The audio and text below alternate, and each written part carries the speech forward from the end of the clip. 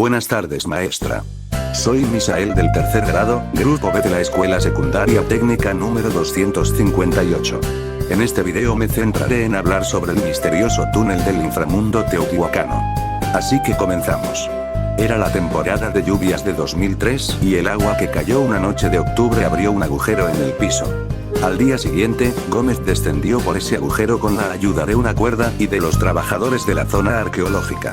Logró ver que, a 14 metros de profundidad, había un túnel. Me di cuenta que era algo muy importante, pero en ese momento no sabía mucho del alcance de ese descubrimiento. Fue con el paso del tiempo que hemos entendido mejor el uso que tuvo ese túnel construido por los teotihuacanos hace unos 2000 años, dice a BBC Mundo.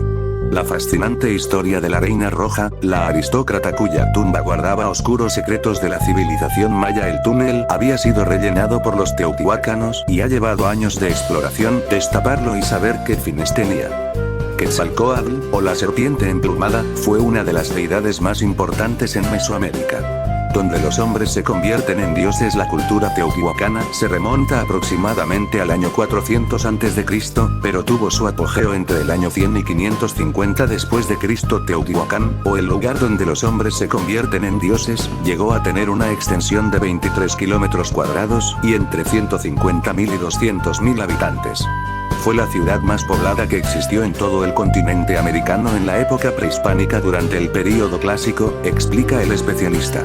Fue una ciudad muy cosmopolita donde convivió gente de muchos orígenes étnicos, atraída porque el lugar ofrecía muchas oportunidades. Al principio se dedicaron a la agricultura, pero después fue cambiando a la producción artesanal y el intercambio.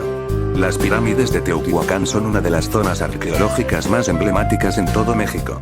Según los estudios, mantuvo relación comercial con prácticamente todas las culturas del período clásico de Mesoamérica.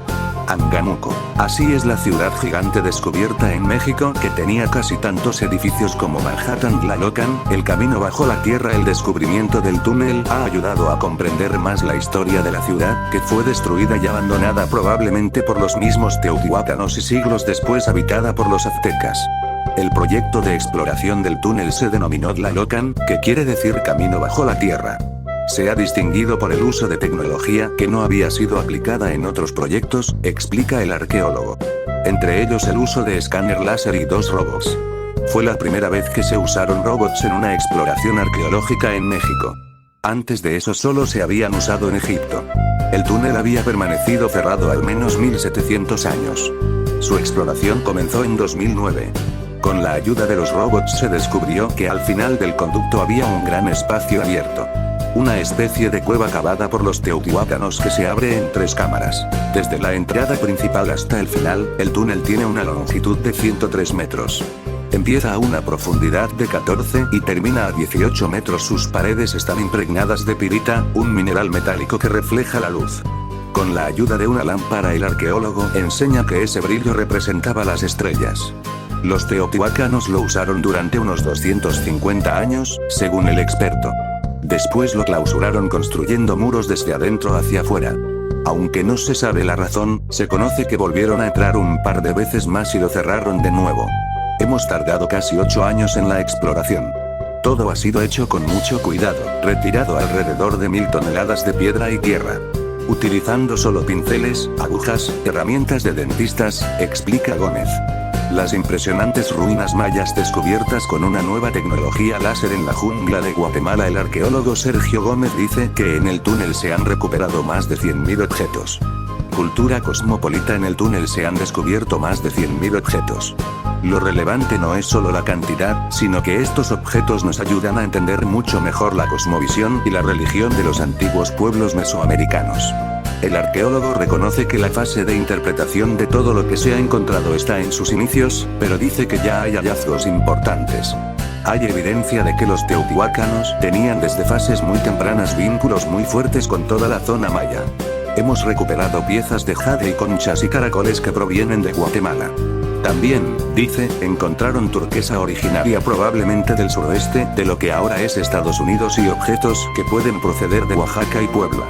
Eso nos indica que hay un vínculo comercial, probablemente también político, entre las élites de Teotihuacán y muchos otros sitios.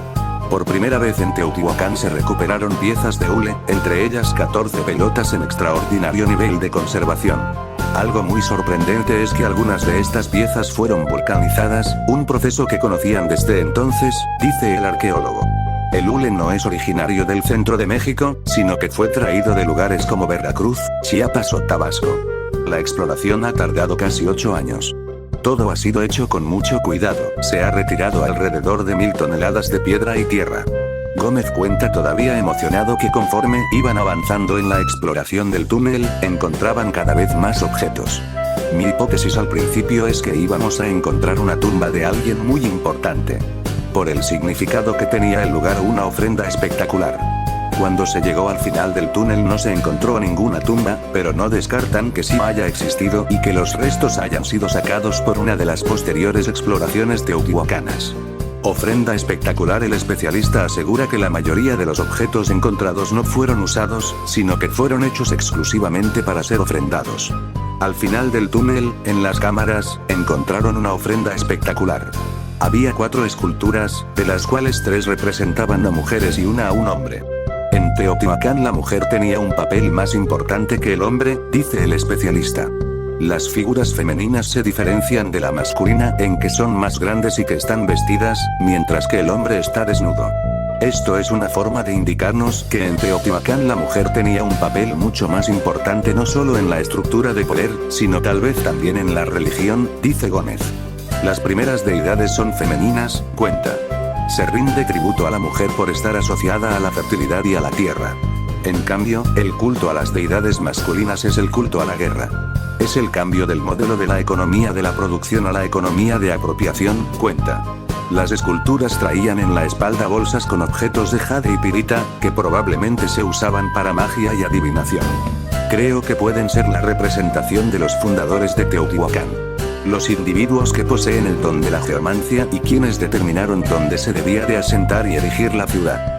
La cultura teotihuacana tuvo su apogeo entre el año 100 y 550 después de Cristo. Estaban rodeados, por lo que podría ser la representación de montañas primigenias entre cuyas depresiones había mercurio, que probablemente representaba el agua. Representación del inframundo. En la cosmogonía de Mesoamérica el cosmos se dividía en 3 regiones: el cielo, la tierra y el inframundo. El inframundo es un mundo subterráneo, oscuro, frío y húmedo. Pero para los mesoamericanos no era solo el lugar de la muerte, también era el lugar de la creación, de donde todo surge. Allí habitan una serie de deidades que son las encargadas de mantener el orden del cosmos. Gómez explica que posiblemente, cuando los gobernantes morían, sus restos eran bajados a la representación del inframundo como señal de que entregaba el poder. Igualmente el nuevo gobernante bajaba a las profundidades para adquirir la investidura. El poder no se adquiere de los hombres, sino de las divinidades del inframundo. De ahí emergía ya como una deidad así. Este túnel era para rituales de iniciación, de transmisión del poder. Ahí no entraba la gente común. El inframundo no era solo el lugar de la muerte, también era el lugar de la creación. El Tlarocan es probablemente uno de los lugares más importantes y sagrados que existieron en todo Teotihuacán, explica. Nunca se abrirá al público la entrada del túnel, está tapada con una carpa y resguardada por una valla. Allí solo entran los trabajadores del proyecto arqueológico y excepcionalmente algún invitado. Pero, el túnel nunca será abierto al público. Es un lugar peligroso. Debemos tomar las medidas necesarias para conservarlo. Es muy estrecho y podría dañarse con la visita masiva de personas, explica el arqueólogo. Dice que para que la gente pueda entender cómo es, se trabaja en una reproducción virtual. El estudio de este túnel también podría ayudar a entender qué función tiene otro túnel que existe debajo de la pirámide del Sol, la más grande de la zona arqueológica.